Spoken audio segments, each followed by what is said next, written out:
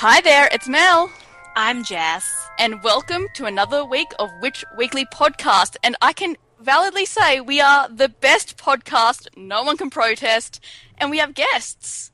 We've got Josh and Matt from Tales from Godric's Hollow, the second best Harry Potter podcast. Ooh. Definitely the shady. the best podcast in New Zealand. Okay, I'll give you New Zealand. Hi, thanks for having us.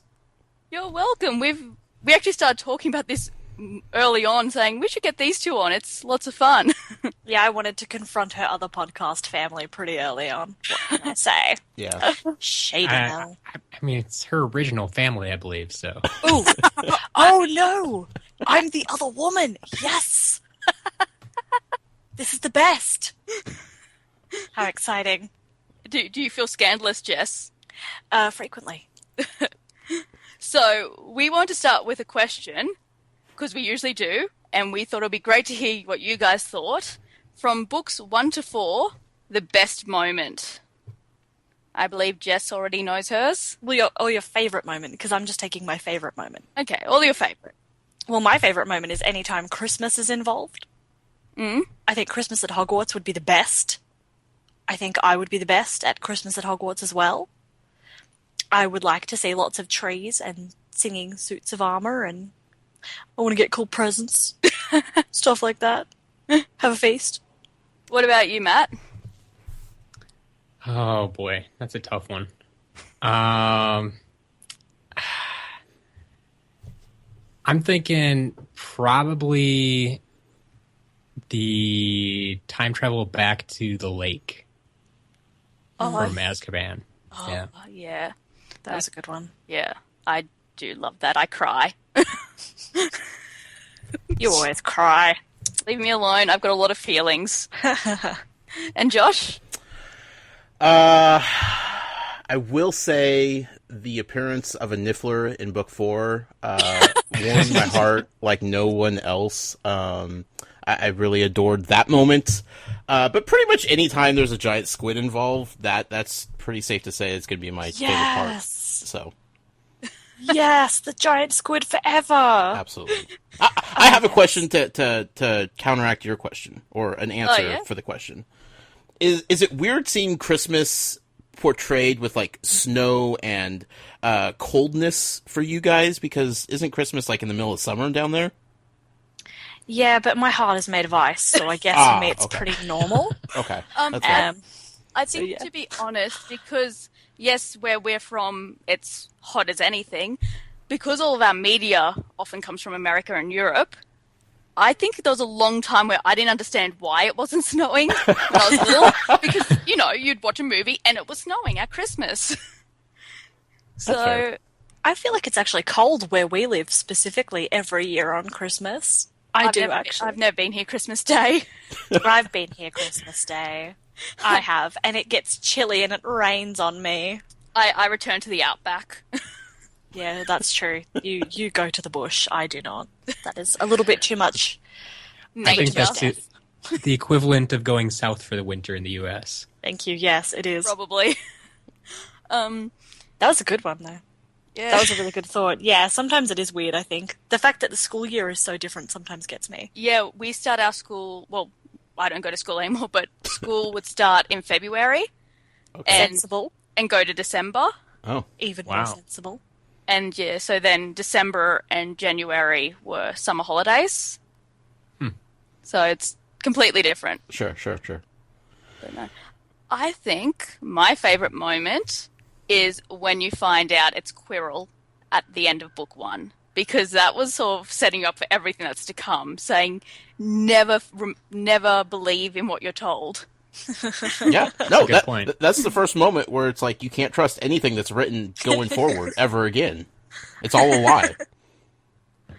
Ruses and lies. It's Definitely. Actually, Josh, I have a question for you. Yes. That I couldn't ask on your podcast because yours is family friendly. Exactly what happened when you discovered it was Barty Crouch Jr. who was moody and he had set Harry Potter up? There were a lot of cuss words being thrown around. I think I was more mad when I still thought it was Moody that set Harry Potter up. Yeah. I was like furious because we had grown to kind of really like this character. He stood up for Harry all year, and he was an ally. And then to have like this dark turn, I was mad. I was furious. So I think I was more relieved when I found out it was Barty Crouch Jr. Than when it was assumed to be Mad Eye Moody doing all the shenanigans. So there was a lot of choice words coming out of my mouth. That is so excellent. That's what comes out of my mouth every podcast. So for me, that's just glorious. Matt won't let me on ours, so Family, No, not you so guys much. are family friendly. That's fine. sure. It's cool. You guys have awesome. You got like 12-year-olds listening to you. I We hope do, there's no yeah. 12-year-olds listening to us. There is one. Oh. I frequently tell her to do as we say and not do as we do. It seems to be working pretty well. Yeah, we're not very family friendly. We're not very friendly at all. So I'm pretty mean to everybody from houses that are not Ravenclaw. It exists.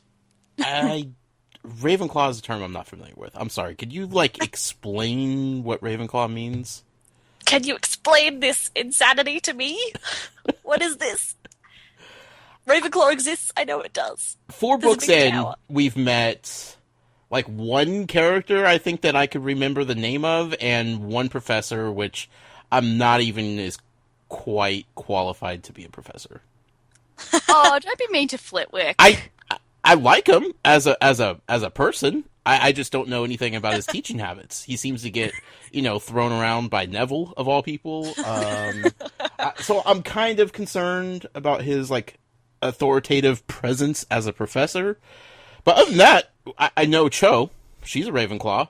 I'm at a loss for words as to anybody else that might be representing the so-called house. So Ugh, me.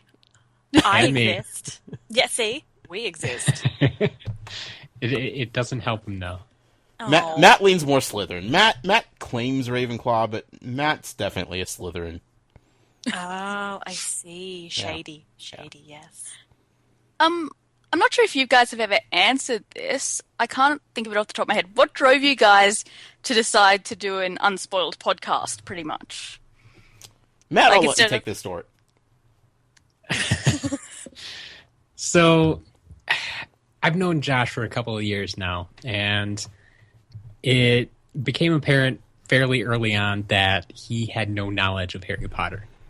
And why this was, I didn't really know, but it just...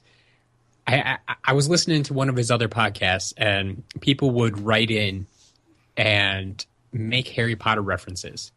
And I was sitting there listening to him, and you could just tell that they went over his head. He had no idea what they were talking about.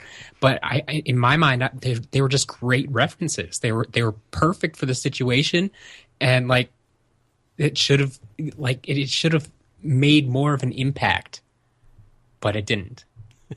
And so, as I got to know Josh better, I kind of talked to him about this, and it's I just never read them. Don't really have time for them. And not even the movies or anything. It's no. And it's okay. So the first time I met him in person, we had a lot of time to talk, and I decided that we need to make this happen one way or another. And if there's one thing I know about Josh, is he loves to podcast. So we're going to put these two things together. Harry Potter podcast. And we're going to get him to do this just a little bit at a time, because you wouldn't be able to get him to just set aside an hour or two a week to read a book.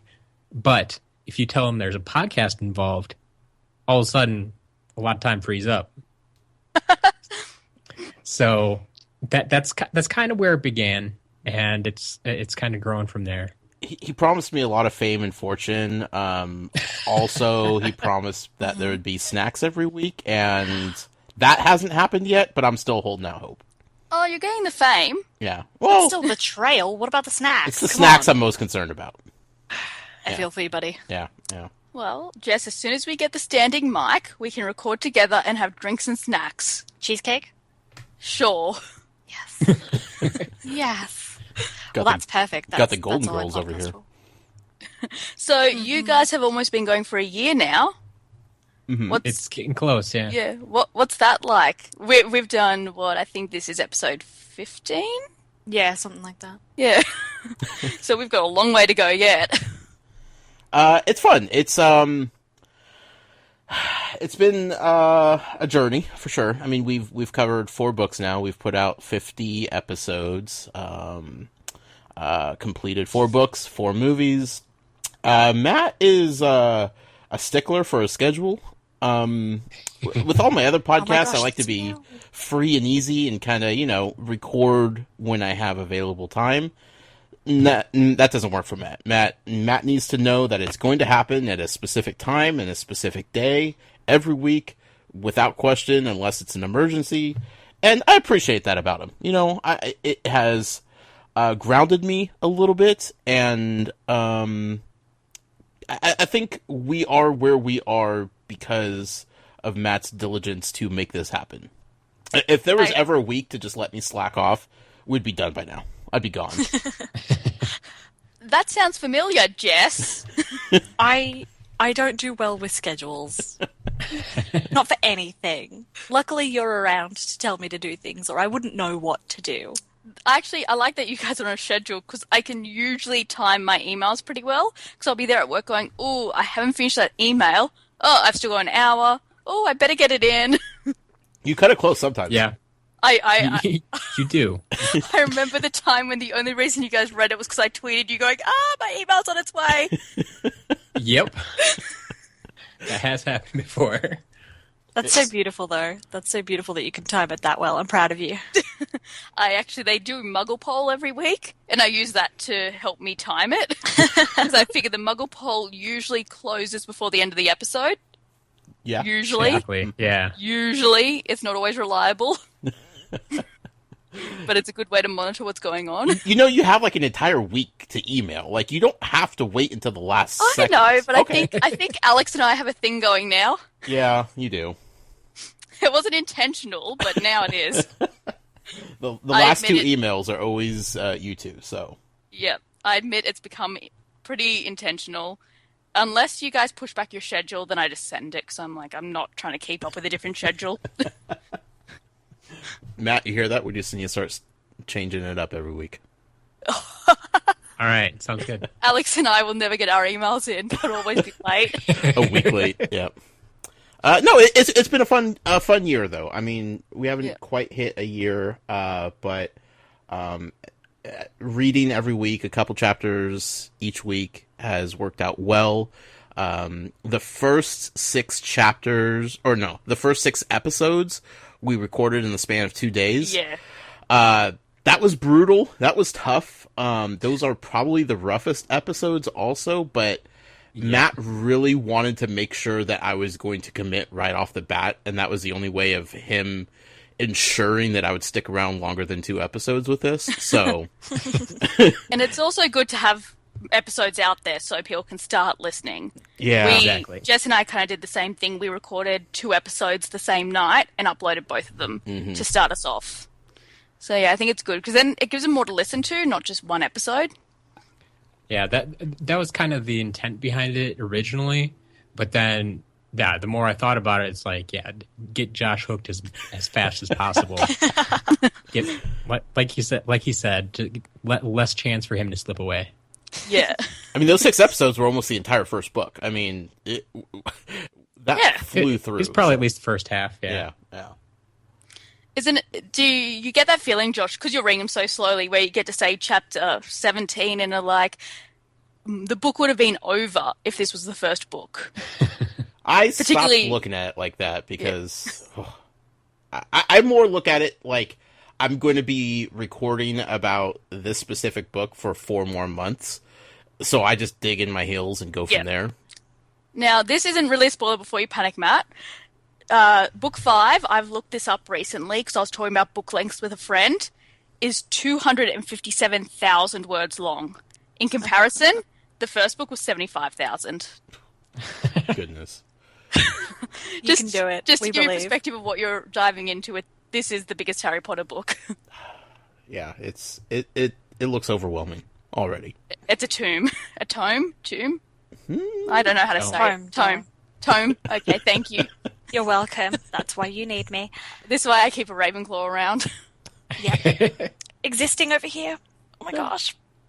Existing with a purpose, even better. I know, for once. Well, my purpose is to drive Mel mad, but... She's very good at it. Thank you. I try super hard. Now, there's 2 big Harry Potter dates coming up. The 23rd of June, which will be 20 years since the first book was published. Wow. Yeah. And the 31st? Harry Potter's birthday at the end of July. That's so bad. 31st. So, are you guys doing anything for that, do you think? Anything being discussed? Or just going to keep trooping? Have a party. We're having a party. Yeah, we're having a party. I hadn't really thought about doing much for the 20th. But, I mean, there's still time to plan that, too. I mean, we pretty much plan everything week to week. There's not a lot we plan out farther than that. So, but yeah, when we get around to the birthday, we might do a little bit of something, especially because I think that is right around our 1 year as well. Like, we might have recorded episode 1 on the July 31st last year, if I remember right. That's so beautiful and meaningful. It would be. I had this temptation to hold off our podcast until one of those dates, and then I just got lazy and said, I'm going to launch it. I'm too eager to sit here and wait. And we would have lost interest, and nothing would have gotten done. Exactly. Oh my gosh. I have to say, the concept of an Unspoiled podcast is amazing to me. I couldn't imagine rereading everything now and experiencing it all for the first time. It must be fantastic. Do you ever find that references that people have made in the past suddenly make sense to you? Like, you'll sit there and go, oh, I see what they mean now. All the time. Like, the first time, like, the 9 3/4 thing made sense, I'm like, okay, I understand what's happening here. I can't even remember all of them, but, like, there will be just little things where it's like, I've heard of this thing, or I've heard this name before, or I've seen something that I had no clue I cared about in any way, shape, or form, and now it's a big part of my life. So, yeah, it's weird, slowly kind of getting into this pop culture phenomenon, you know, just inching my way in little by little. Dangerous as well, though. Oh, yeah, absolutely. But, oh, that's so cool. I read them all when I was a kid. I think Mel did too. No, I know she did too. So it's really cool to meet someone who's an adult who hasn't actually been through everything. It's really exciting. I don't know. I like listening. I've listened to a few of your podcasts, and I like listening to your enthusiasm. Yeah, I like listening to Matt's poker voice. I'm calling it the so do poker I. voice. We all know if it was on camera, you wouldn't be able to keep a secret, Matt. You'd just be grinning. That's I have one a pretty running good joke poker that we've face, had. too. Yeah, you know, if we ever did some sort of video or show where we were on camera, I bet I could break Matt. I could say something to get some sort of twitch or some kind of smirk out of him and just completely break him. But without being able to see him, he could just mute his mic and I have no idea what's going on. And it's tough. It's impossible. Yep. It's an art form, isn't it, though, Matt? You've got to mute to make sure you don't laugh, but you've got to come in quick enough that you don't get suspicious with a calm voice. Yep. It's taken a little work, but I've gotten there, I think. I think the funniest thing, Josh, with you is Matt will sometimes drop little breadcrumbs kind of to point you back in the right direction when you're going completely the wrong way or missing this big obvious clue, and you just ignore it. You're just like, no, I don't care, and keep going. Well, again, after 4 books, I am now trained to not believe anything I'm told. So even when Matt is like genuinely trying to give me something to help me out, I can't trust him. I can't at this point. Any email that comes through, like, I am suspicious of. You wrote in last week, Mel, last week or 2 weeks ago, and you were asking, like, who's the next big death? And I'm like, maybe there isn't a big death. Like, this is just one giant swerve on your end. I've listened to as a patron, I've listened to your Muggle theories, and you were saying you couldn't trust me. No, so, like, because I think everybody is just now having fun with messing with me as much as they possibly can. So I can't take anything at face value, and I have to be suspicious of everybody. And that's a Gryffindor thing, I'll just let you know. What? Mel's very untrustworthy in general, but the fact that she's a Gryffindor just doesn't help. No! I'm warning you. Shady. Shady as anything. Gryffindorks. Oh, yes. Jess has names for all the houses that are not right. Jess, you may humiliate yourself and list them. Humiliate myself? You're the Gryffindor, not me. You love it anyways. You think I'm... Go on, say them. So we've got Scuffle and Shufflepuffs. Explain. I could hear him running. I didn't come up with that one. My good friend Ryan came up with that. Because she couldn't think of one for Hufflepuff. Okay, Hufflepuff I'm stuck is if there's too like a hard. translation issue here, or like you just couldn't come up with anything better. So Shuffle and Scuffle. So Shuffle is it's a way of moving. Shuffle forward, which is to move. Usually in a group, you shuffle together forward slowly. Okay. And Scuffle is a fight. Okay. You gain a scuff. Yeah. So yeah. Because there's like the obvious, which are Gryffindorks, Slythernerds, not very great, but better than anything else, and Ravenhaws. Okay. Or Ravenboars, which is inaccurate because we're never boring.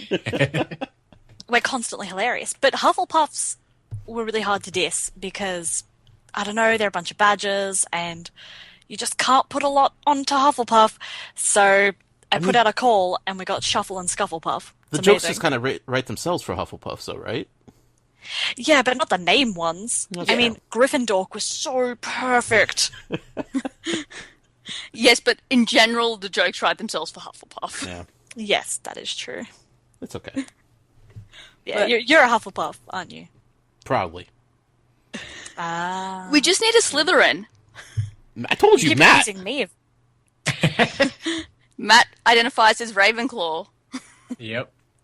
It's a trick. It sounds like a Ravenclaw to me. Sensible, smart, witty. There we go. I support you, buddy. Just because Mel and Josh are horrible and evil. I don't know. Proudly. Okay, I admit it. Proudly horrible and evil. I'm just oblivious. That's not fair. Bless your little heart. Oh wow. So, in reading the first 4 Harry Potter books, do you think that they are, having missed out on all, I guess, the books coming out and all the movies coming out, do you think it was worth the hype back in the day? Do you think you missed out on something by not reading them any earlier or watching any of the movies? It's weird because I don't remember a lot of hype behind them because I was genuinely not paying attention at all. I don't think I really consciously I was aware of how big it had gotten until probably the 5th book. I think that's when it was you would read articles about people waiting for this book and then people lining up when it was released, and I seem to remember about that time when I was like, oh, this is a thing, I don't care, whatever. But I mean, obviously I missed out on something. I mean, I have fallen in love with this series Yay. in less than a year after reading just 4 books. So I know I missed out on something. But I think in a weird way, I'm kind of lucky to be able to experience it this way with the audience that we have, with Matt kind of leading the way, with amazing people kind of surrounding me, and just I feel like there's this giant group of people protecting me. and I'm just like slowly walking forward through like this dark forest, and I know that everybody's around me, and I don't have a lot to be concerned with. But it's nice. Like, I'm able to, from what we've learned from everybody, pretty much, is that when people read these books, they sit down and they read the book. Like, it's not like, I'm going to read a chapter of Harry Potter tonight and call it quits. It's, I'm going to sit down and finish this book tonight. Oh, yeah. I'm able to, like, do it 2 chapters at a time, which is excruciating, and it's horrible because I have to wait until the next week to keep reading. But at the same time, I'm able to digest every single word, and I'm able to come up with these crazy theories and think about them throughout the entire week of like what's going to happen next. And it's literally a page away, you know, like all I would have to do is just sit down and just finish it if I really wanted to, but I can't. And you're committed. And because of that, I'm able to just absolutely digest every little morsel of this in ways that I don't think most people do when they first read the books for their first time. Yeah. Oh, absolutely. I was one of those people who would buy the book and read it within 3 hours. Yeah. And I don't regret it. I've reread a lot of the books many times. I love it so much, and I think that Harry Potter fans really make up a wonderful community where you can read it 2 or 3 chapters at a time and people will support you and be there with you. Or, I don't know how to explain it, but it is that kind of fantastic community. Right. Matt, what about with you rereading the books and pretty much facilitating somebody else to experience for the first time? What's it like for you? What goes through your head and all those kinds of things as you're going through the books with Josh? It was definitely a different experience the first time, first couple chapters in the first book. Like, I didn't know what to expect. But as we go through more and more, I find I've started to read the books differently. Like, usually when I sit down and reread, I mean, yeah, I pick up on little things here and there, but basically I'm just plowing through the book again because I know the story. I know how it goes. I just want to read it again. That was my purpose. But now I kind of have a new purpose with Josh along for the ride. And like I said, I start to look at it differently, and I start to read things differently. And I start to try to kind of figure out, what is Josh going to talk about? What is he going to pick up on? Like, will he notice this little detail? Or was there a giant squid reference this week? Actually, sorry, continue. No, go ahead. I was going to say, I've noticed the same thing reading it with you guys. This last book where Moody is telling Harry that all his dark detectors and everything had to be turned off because they are disrupted by all the kids at Hogwarts. That was the first time I ever noticed that. I was like, wait a minminute, no. You had to turn them off because you're not Moody. You're setting them off, yes. Because you're spooky. Yeah, it was just like the first time it really hit, and I went, wait a minute. Like, that's a clue there that something's not right. And Josh was like, oh yeah, all these kids ruining his dark detectors. Oh my gosh. That's so funny. And this actually, just weirdly, just off tangent, I work with children, and a lot of them are getting into Harry Potter and getting into reading books now. And just hearing you say that made me realize how I have to do such a similar thing with them. Can't spoil the story, but they'll come up to me and they'll spin these theories, and I'm like, oh no, what are you doing? You're so wrong. Please, no. But it's funny how when you do go back and when you've read the books or whatever, when you take someone else over it and you can't actively say anything and you have to listen to their theories, but it's cool. It's cool to do that because you think of things, or you remember things that maybe how you felt. Or how you exactly how I thought about it my first time through, or just the fandom in general. Like, what kind of crazy theories did they come up with at this point? Like, it's fun to see how close Josh is to some of those as well. Yeah, and it makes you think, like, what haven't I considered? Yep. And you also notice things that you've never noticed before. Yeah. That somebody else maybe picked up. Oh yeah, absolutely. But no, I think it'll be interesting if somebody scientifically and mathematically minded went back through all the episodes and marked how many times Josh has gotten it right versus how much he's got it wrong to see what the ratio is of how many of his theories have panned out. Mostly right. Let's just, I think we remember the right ones because we're all so shocked when you get something right. We're just like, how did he know? Wow. Well, wow, harsh. No, it's just like, you think it's such a great big twist, but then he'll say something else and it's wrong and we just forget it. Like, he theorized Hermione and Cedric might get together, but he was right that Hermione and Victor would. Right. Actually, that brings up an interesting one. Matt, from the perspective of listening to Josh, what has your favorite theory been that he's come up with that wasn't necessarily correct or true? I already know like, the what was answer your Matt's going to favorite have. Okay, I don't, so this will be perfect for me. Come on, buddy. Well, I don't even know where I'm going with this, so I'm interested to know what Josh has to say. Yes, let's hear Josh's first. I think Matt was, like, weirdly and oddly most surprised by a little random thing that I had said that, like, blew him away, and that was predicting that Mad-Eye Moody would drink from a flask. Like, Matt was like, why would you ever, like, just assume that he would have a flask? And I'm like, I don't know. That's what came into my head. And, like, Matt was just genuinely blown away. And it's not, like, that big of a deal, like, in the grand scheme of things. I mean, it kind of was, like... No, but it was because before we had ever met him, and you mentioned, like, having his own private drink or his flask or something. Yeah. I'm like, yes, that's his exact character. Like, you nailed it, but... With, like, three lines about him. Yeah. Yeah. I was like, yeah, that's the kind of guy that name wears alone. a hip flask. Sure. No, but, see, the question was theories you haven't gotten right. That was a theory that was correct. Oh, haven't? Oh. Yeah. Oh. Blown away by something that wasn't necessarily correct. It could have elements of truth in it, but just, when someone goes completely the wrong way? Like, one of my kids said to me, I bet Quirrell is Harry's dad. And I was like, do you? Do you?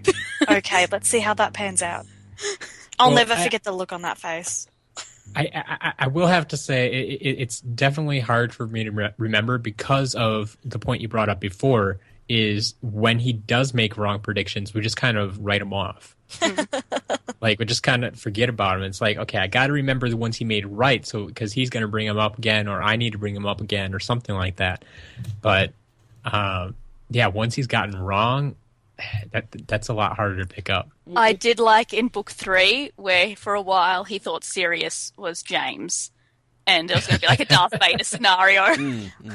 That's true. That was a good one. Yeah, What is it solid. with people and confusing that, I wonder? Like, it seems to be a common theme. Yeah, that Harry's dad must be alive, and one of these characters must be Harry's dad. Yeah, a lot of my kids also assumed it was going to be Snape or something.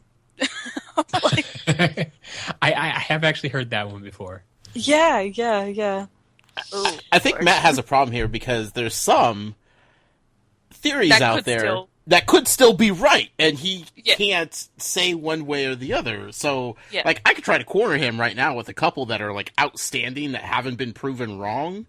Bad, Josh. Bad. No. I have an outstanding theory of Crookshanks, and Crookshanks to me is not the cat that we're absolutely made certain to believe is just a freaking cat, and I will not let go of the hope that Crookshanks is just a cat. It hasn't been proven that he is just a cat quite yet, so I know Matt's not going to say anything until there's definitive proof that I'm wrong on something like this, but that's a solid one, I think. All right. Okay. On a tangent, Jess has a cat called Crookshanks. I do. Is it just Because a cat? I am...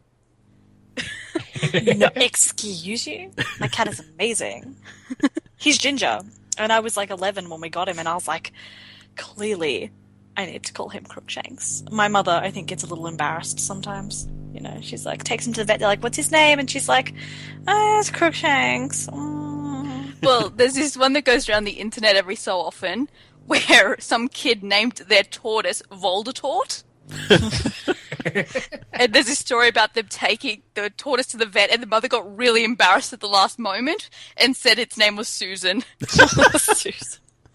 And this was responded to as somebody else saying that they have a lizard called Harry. And they took it to the vet, and the vet was like, what? And so their explanation was, you're a lizard, Harry. That is so fantastic. I like that. Oh, yeah. Oh my goodness. So I have a question for you then. When you first started reading the books, like reading The Philosopher's Stone, it's pretty lighthearted, I would say. Which book? Philosopher's Stone, Sorcerer's Stone. Oh, okay. Oh Yeah, no. this is a constant forgot battle about that. between us. Haven't read that one. Sorry, not there yet. So you've just completed Goblet of Fire, Mm-hmm. right? Yep. Yep. Do you find that the books are growing, like as you read them? Do you find that they're getting longer or getting? Well, they're obviously getting longer. Yeah, but getting longer and a bit more, not adult in content, but just growing, I guess. Sure. Yeah, a little bit more mature. Like as if you were actually going through the school year with them. They are definitely maturing. I'm also seeing them kind of lose their whimsical playfulness and starting Yeah. to get a little bit darker, a little bit. I mean, with Cedric's death, like that now has set us on a path of just absolute heartbreak and devastation for the next 3 books that I'm not prepared for.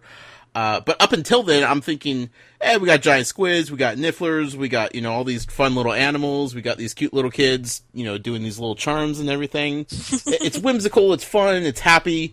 Not anymore. It's that those are days gone by at this point. So there's definitely a shift in tone from like the first 3 books to like the middle of Goblet of Fire, and now it's all downhill.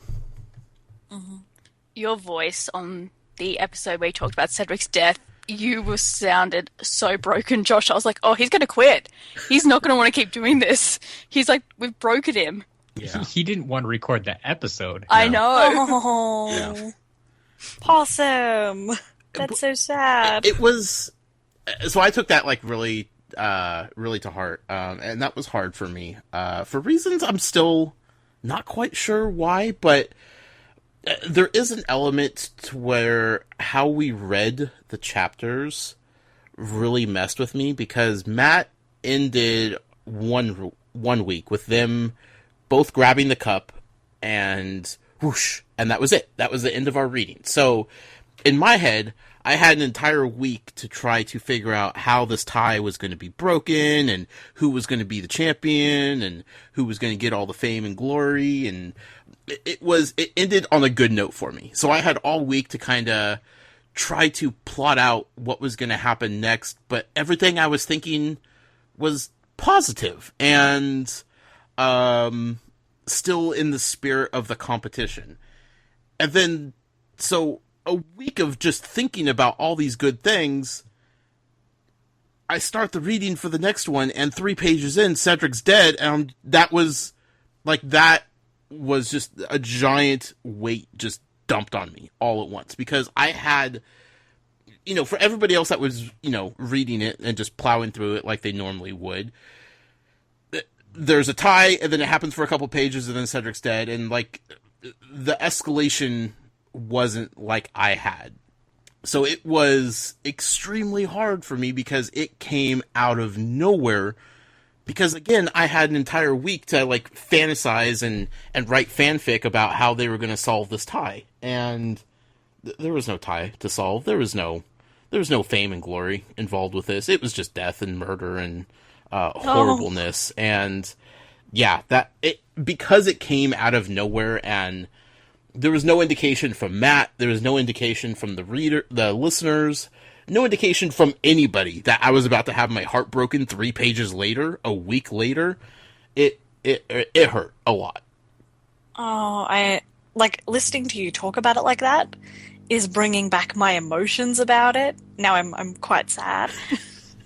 Buddy. Yeah. Jess Buddy, has a I lot feel of for you. feelings. Yeah. I do. I have many But feelings. you know Matt's just evil, and he totally planned that for the chapters to fall that way from day one. Oh, 100%. Of course. Yeah. Yeah, I think I'm with that book in particular. I may have kind of gone through the whole book, found that point, And and worked like, backwards. okay, yep, and worked from there. It's like I need to end the chapter, end a reading right here. So that means we read this here, this here, this here. Yep. And I know you've done that for the next book too. Perfectly plotted with the You would reading think so. schedule. You would Oh, think so. I've looked at your reading schedule and gone, oh. Yeah, and, Don't tease I'm not them. saying anything. All I'm saying is Matt knows what he's doing with this now. I know he does, and that's the other thing is, so my partner, she reads the books to me. This is her first time reading the books. She read the first book, she saw all the movies, but this is her first time going through the books as well. She likes to read them. She likes to bring voices to the characters. So that allows me to sit there and just listen and take notes and just kind of absorb everything. But that also means I'm never touching the book, so I never even have the ability to just flip to the next page to see what the chapter's called. Because the chapter names give away so much in the story sometimes. And Yep. like the little illustrations that are there. So I don't ever get to see any of that. So when a chapter ends and that's it for that week, I have no clue what's coming up next. And Yeah. that probably works out for the best, but it's tough. Yep. I remember in book 3, you guys accidentally overread, and you go to Matt, "What's a night bus?" And there's this really long silence, and Matt's like, "What do you think it is?" Yeah, we got a few pages past, but thankfully it was early on in the book and it didn't ruin Yeah. too much. But Yeah. No. yeah. Oh, you're reigniting my passion for this right now. I feel like I'm definitely going to have to jump on board to listen to you read the next book. And now, Mel, I'm like, I'm planning out what we're going to do later on. Oh, yes, so I haven't read The Cursed Child, and I've been refusing, actually. I own it, and I refuse to read it, so Jess has declared that we will do something similar and have me read it and talk about it on the podcast. So, It will There you go. It will be interested. Josh, you're not allowed. I'll be sure to listen, don't worry. No, please, please, Muggle, please. you've got like another year and a bit. Oh, I got like Before- 2 years. 2 years? You worked it out? Yeah, but okay, we'll say 2 years before you can listen to our podcast. Yeah, We'll even do like a little special introductory bit for you. It'll be perfect. I appreciate that. Well, welcome to the podcast, the Harry Potter podcast world, outside of your own.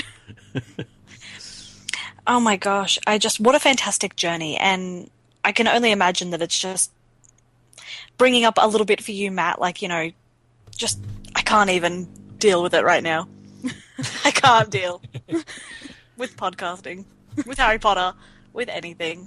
So much magic. And I think it's such a big thing that influenced why Mel and I decided to do what we do. The fact that other people love Harry Potter so much and that it can go from childhood to being an adult to whether you're a big book reader or not, it really touches a lot of people, and It's to see always that the relevant. magic is still continuing, Yes. which is the Yep. big thing. We've got Fantastic Beasts and Cursed Child. Number one fan of Fantastic Beasts right here. Oh, yes. Are you? Yeah, by far. Oh, There's this whole thing, we're not sure if he's going to be able to watch the next movie yeah, fair. because it might have spoilers. I just want to see Jude Law. That's all I want to see. I'm sure we can show you some pictures of him. Yeah, but- pictures. I believe in you. You can get through this. I'll If- just if I'll it- just rewatch the first movie over and over again. Yeah, just There do you that. go. I I was cried. thinking about this. Cried. So you guys are going to finish the 5th book in October. So if you Yep. timed it right, I think you could get through 6, because 6 is about the same size as 4, and then 7's a bit longer. I think you could almost pull it off to get it all done by November 2018, which is when Fantastic possible. Beasts come out, I believe. You might make it. It'll be close. I haven't mapped it out that far, but No, of course not. That's one book at a time. definite possibility. Or Matt will just watch the movie ahead of me and just give me the green light or the red light and let me know if I can or can't watch it, and I'll just be sad if not. So I'm just picturing Matt sending you a package with like a blindfold and earmuffs and like a little list of notes and just going, okay, at this time in the movie, you need to put the blindfold and the headphones off, count to 1,000,000, take them off. Like, it'll be perfect.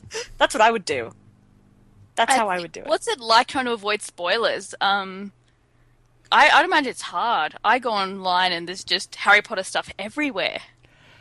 It's tough. I can't search for anything. Google search and Harry Potter don't coexist in my world at all. It's here's the thing. There are a lot of things that I may catch accidentally, but without context, they mean nothing to me, if that makes sense. Yeah.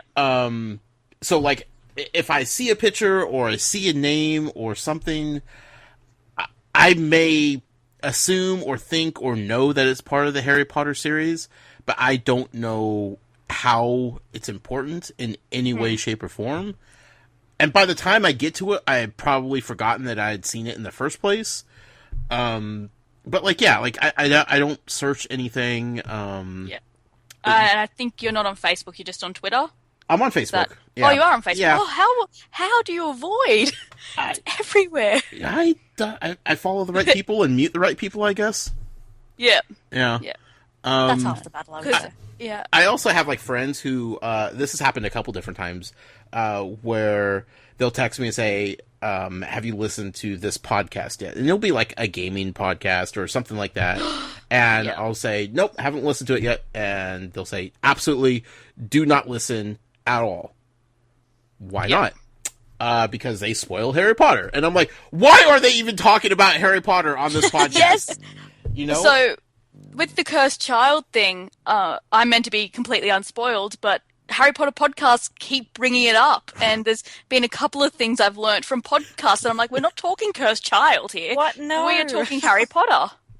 But at least you're listening to a podcast that's about the subject matter. Yeah. But then again, gaming podcasts, they could be talking about like a Harry Potter game. No. It's They from weren't. what I understand, Oh, wow. it's just random references that people will make. Oh, wow. Yeah. That's how popular it is. There is a theoretical other unspoiled podcast which is wrapped up now, but I know she was sitting on Facebook, just browsing along and started reading this thing which was in Gangster Talk. And she read this thing all the way through, and then the last one is a huge, massive Harry Potter spoiler. Oh, no. Yeah, and it was spoiled for her.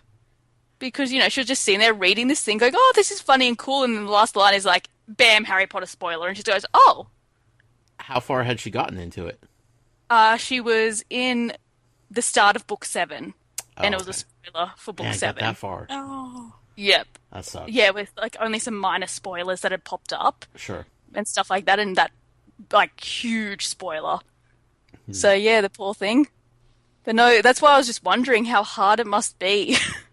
Because it's something as innocuous as that. It was this gangster talk that was completely irrelevant, didn't seem anything like Sure. Harry Potter. And then the last line. And honestly, that could happen to me at any point. Yeah. And I think about that, but I do my, I don't know. Like I've just gotten lucky, I guess. But it could happen accidentally at any point. I think that's what all of your listeners are really scared of. Yeah. I We're think all like, ugh. the good thing is that Harry Potter's kind of not died down in popularity, but it's died down in popular current culture enough that you're not going to get people being too malicious usually. I remember when there was a book launch and someone got into this bookshop. They went in for the book launch and they found the store-wide microphone. They opened the book and they read out the biggest spoiler for it. Oh, no. And there were like children, everything there. People were devastated. I thought it was hilarious, but I'm a mean person. They spoiled the Crookshanks? No comment. Dang But it. yes, there was just this massive spoiler dropped, and people were devastated. Children were crying. I sincerely hope that you continue to be lucky and remain unspoiled, so that you can enjoy it as you continue to go through it. And I'm glad that you're enjoying the journey so far. My biggest fear is a troll. Yeah. Matt's wary of that. Big time. Yeah. Like, I want to think the best of people, and I know none of the listeners would do it, but if someone just stumbled across it online, Right. ugh, Yeah, that's why, as much as possible, like we don't have guests on the show unless I know they fully understand what we're doing and I trust them. yeah. So like Val and Colin, yeah. Yep. It was great having Val on, by the way. Invite her more. She has some She's good fun. insight. Yeah. I know. We like her. Yes, particularly because obviously she's seen the movies, but she doesn't know the intricate details of stuff that's been left out. Mm-hmm. Like she wouldn't even. I'm guessing she didn't even know Ludo Bagman existed. Yeah, I mean that was new to her, but she plays it off as if everything that she's reading, she's completely up to date with. So that's why when I go into the movies, I am completely blown away by how much is missing from the films. Yeah. Because from her perspective, she's just reading it as if it's, she already knew everything about it, So she does a great job of not letting her movie bias sink in to the reading in any way, shape, or form. That's good.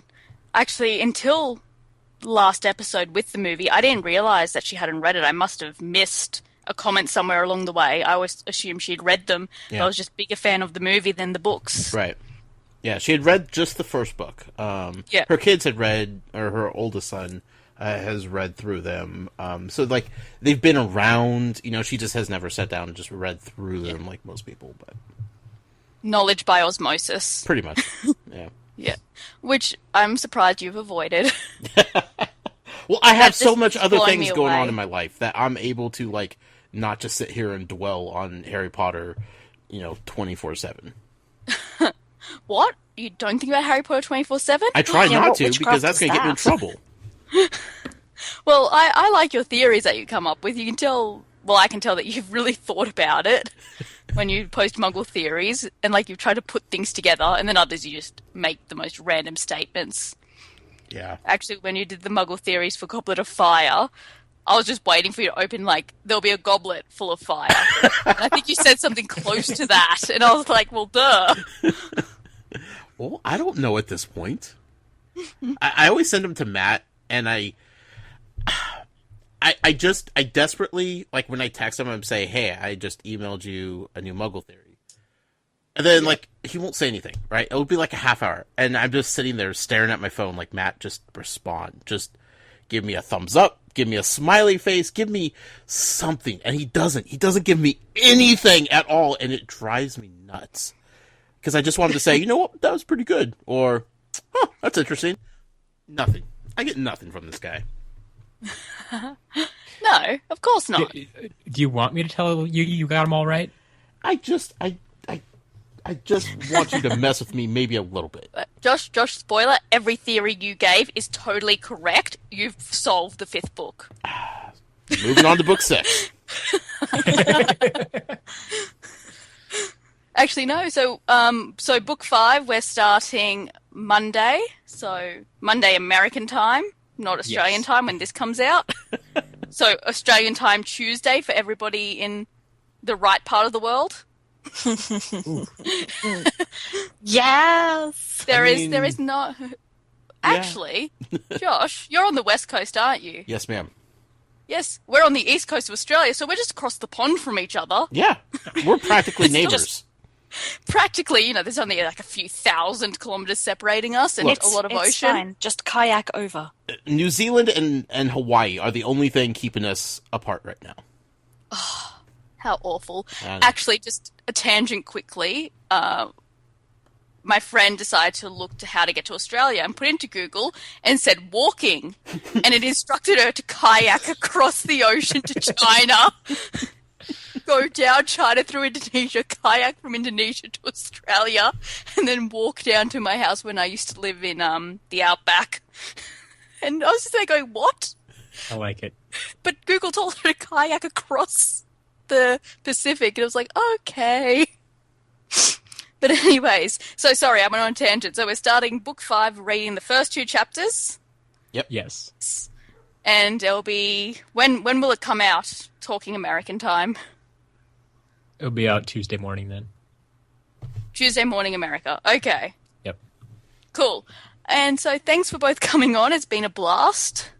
Thank you so much. Thank Our you for pleasure. having us. Yeah.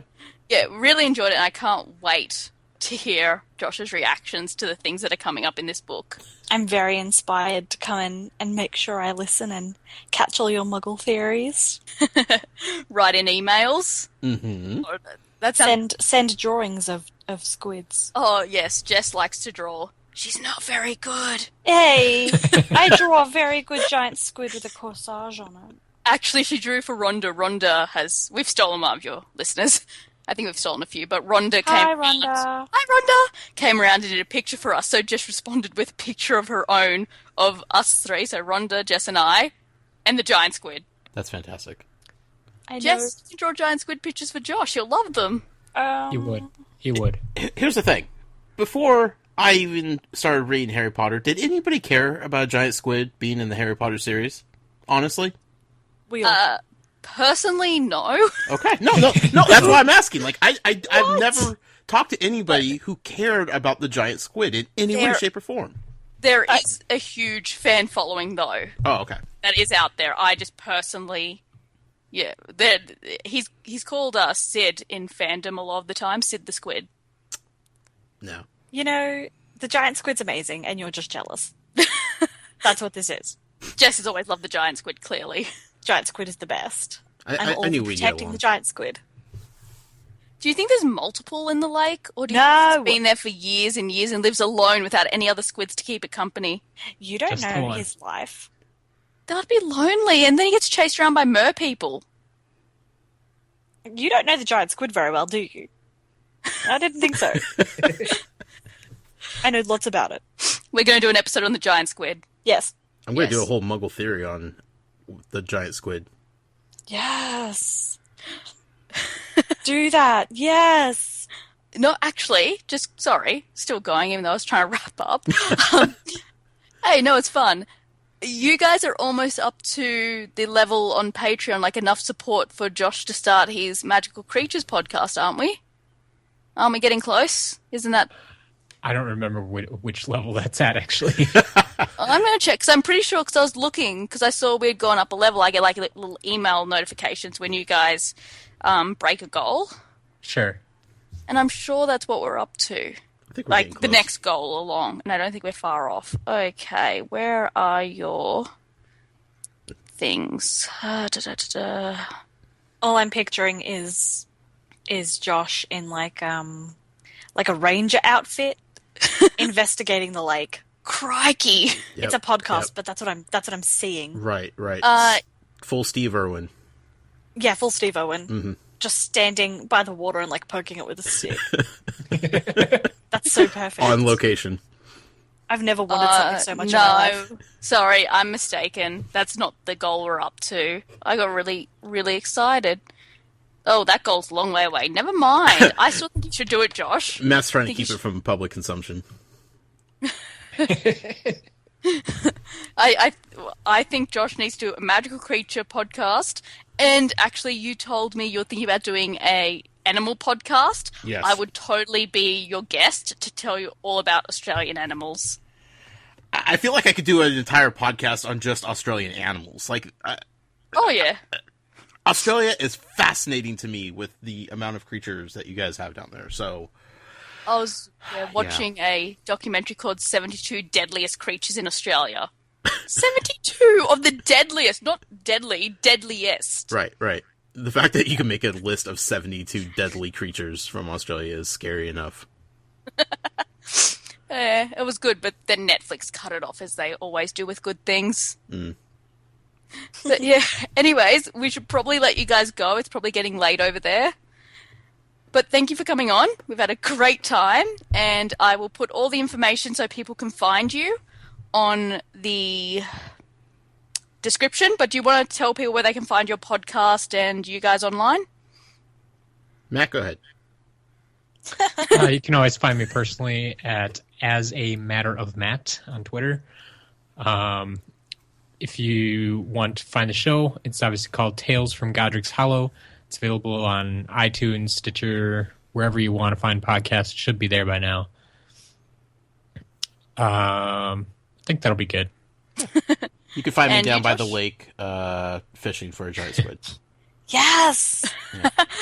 As always, Absolutely. you can find Jess and I on Facebook, Tumblr, and Instagram as Witch Weekly Podcast. And then we're on Twitter and Pinterest as Witch Weekly Cast. And our email is witchweeklypodcast@gmail.com. And we'll catch you next time. Bye! Bye, nerds.